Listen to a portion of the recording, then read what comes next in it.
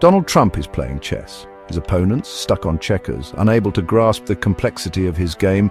The world is his board, a vast arena where every move counts. Global leaders are his pawns, maneuvered with precision and intent, and the stakes, nothing less than the future of nations, economies, and global stability. From the moment he stepped onto the political stage, Trump has baffled the pundits and confounded the establishment, turning conventional wisdom on its head. His moves seem impulsive, chaotic even, a whirlwind of unpredictability, but look closer. There's a method to his madness, a grand strategy unfolding piece by piece. Welcome to the world of Trump's 4D chess, where every move is calculated. The mainstream media, blinded by their own bias, dismiss him as a bumbling amateur, failing to see the bigger picture. They scoff at his Twitter pronouncements, not realizing the strategic intent behind each tweet. They mock his unconventional style, his brashness, his audacity. But while they're busy laughing, Trump is thinking several moves ahead, always planning his next move. He sees the bigger picture, the endgame that others fail to comprehend.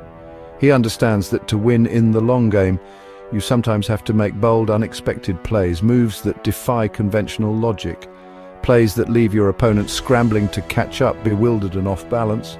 The liberal elites are lost in their own echo chamber, disconnected from the reality on the ground. They cling to outdated notions of globalism and diplomacy, relics of a bygone era. They underestimate Trump at their own peril, failing to see the depth of his strategy. Because while they're busy writing him off, he's busy rewriting the rules of the game, changing the landscape of global politics. One of Trump's most powerful weapons in this global chess match? Tariffs.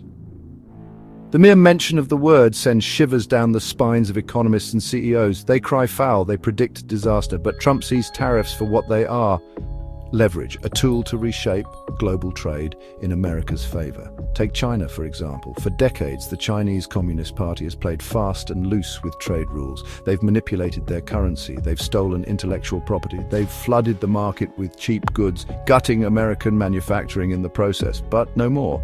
Trump's tariffs are a wake-up call, a shot across the bow of the Chinese dragon, a clear message: those days are over.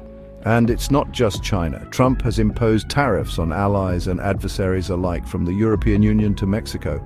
He's not afraid to use American economic might to protect American interests. The globalists may whine and complain, but Trump is playing to win. He's putting America first. Trump's signature campaign promise: building a wall on the US-Mexico border. The left ridiculed it. They called it immoral. They said it would never work. But the wall is more than just a physical barrier. It's a symbol, a powerful message to the world. America's sovereignty is not up for negotiation. For too long, America's borders have been porous. Waves of illegal immigration have strained our resources, overwhelmed our communities, and undermined our national identity. Trump understands that a nation without borders is no nation at all. The wall is a line in the sand, a declaration that America will control its own destiny. And it's not just about illegal immigration. Trump's broader immigration policies, from travel bans to stricter vetting procedures, are designed to protect American citizens from threats both foreign and domestic. He's putting America's safety and security first, even if it means going against the politically correct grain. Time and time again, Trump has outmaneuvered his opponents on the world stage, demonstrating a level of strategic thinking that many have underestimated. He's made deals that were once thought impossible, like the Abraham Accords, which normalized relations between Israel and several Arab states, bringing a new era of peace and cooperation to a historically volatile region. He's walked away from bad deals, like the Iran nuclear deal and the Trans-Pacific Partnership, that would have hurt American workers and undermined American interests, showing a willingness to stand firm against global pressures.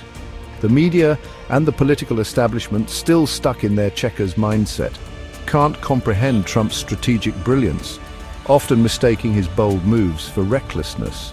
They see his unconventional tactics as signs of incompetence, when in reality they are the mark of a master strategist who is always thinking several steps ahead.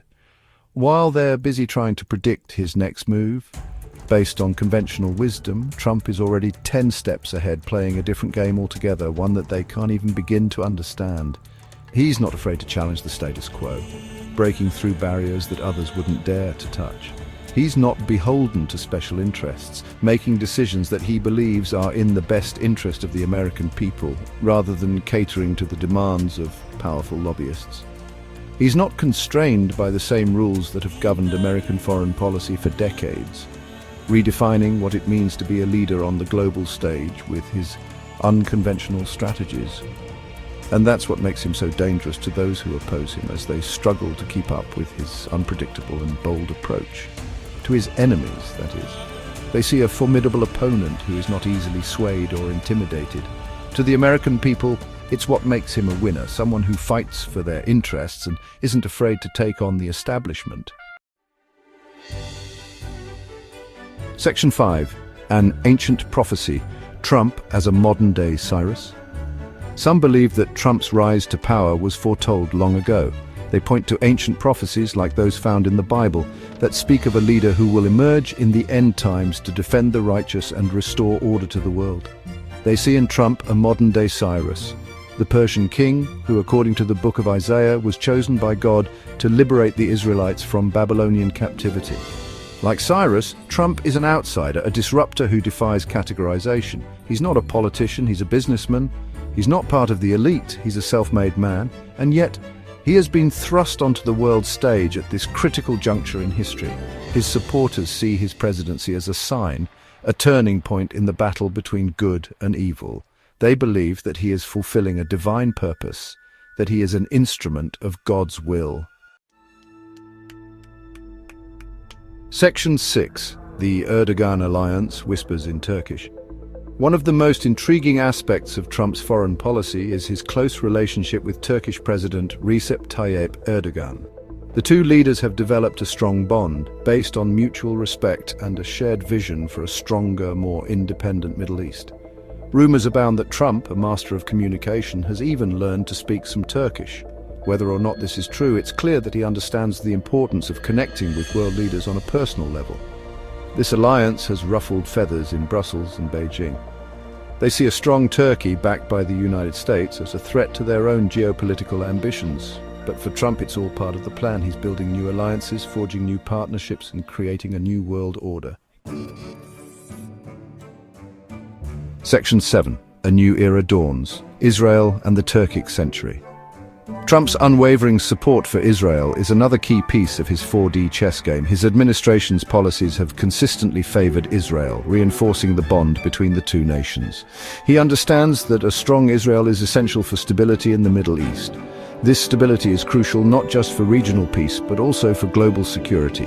His decision to move the US embassy to Jerusalem, a move long promised but never delivered by previous presidents, cemented his status as a true friend of the Jewish state. This bold move was seen as a significant shift in US foreign policy.